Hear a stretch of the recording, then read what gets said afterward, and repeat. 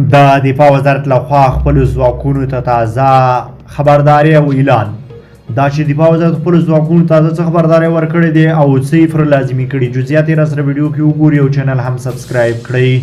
سلام درنو لیدونکو، ستړي مه شئ. دفاع وزارت وایي د خپلو ځواکونو لپاره مو یونیفورم لازمي کړ.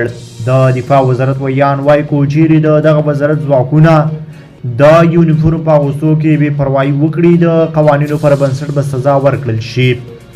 نوموړی وایي چې اوس د دغه وزارت پر ټولو ځواکونو یونیفورم ویشل شوی دی. د دفاع وزارت ویان عنایت الله خوارزمي وایي اوس مهال د دغه وزارت ځواکونه د تیر نظام د پوځ له لباسونو استفاده کوي، خو په راتلونکي کې به د یونیفورم رنګ بدل کړل شي. د نظامي چارواکو یو شمېر شنونکي بیا وایي د نظامیانو لپاره د یونیفورم درلودل جدي اړتیا ده.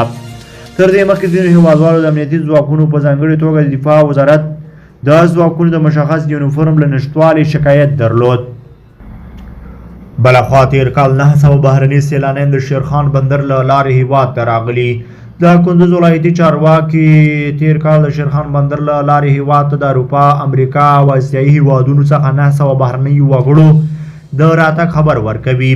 د دغه ولایت د بهرنیو چارو ریاست د کنسلګرۍ چارو مسؤل عبدالله عابدي ویلي په تېر یوه کال کې چې د بهرنیو چارو په ریاست کې د ویزو صدور پیل شوی د شیرخان بندر له لارې تر اوسه 900 بهرني وګړي هېواد ته راغلي دي.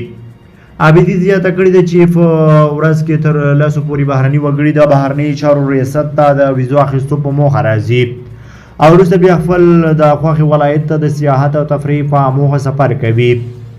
ورته مهال د دغه ولایت اطلاعات او کلتور په ریاست کې د ګرځندوی امیر وایي چې په تېر کال کې له امریکا، ایټالیا، سویډن او چیک هیوادونو څخه 80 بهرني سیلانیان راغلي چې کندوز او د هیواد شمال ختیځ زون ولایتونو ته په سفر راغلي دي.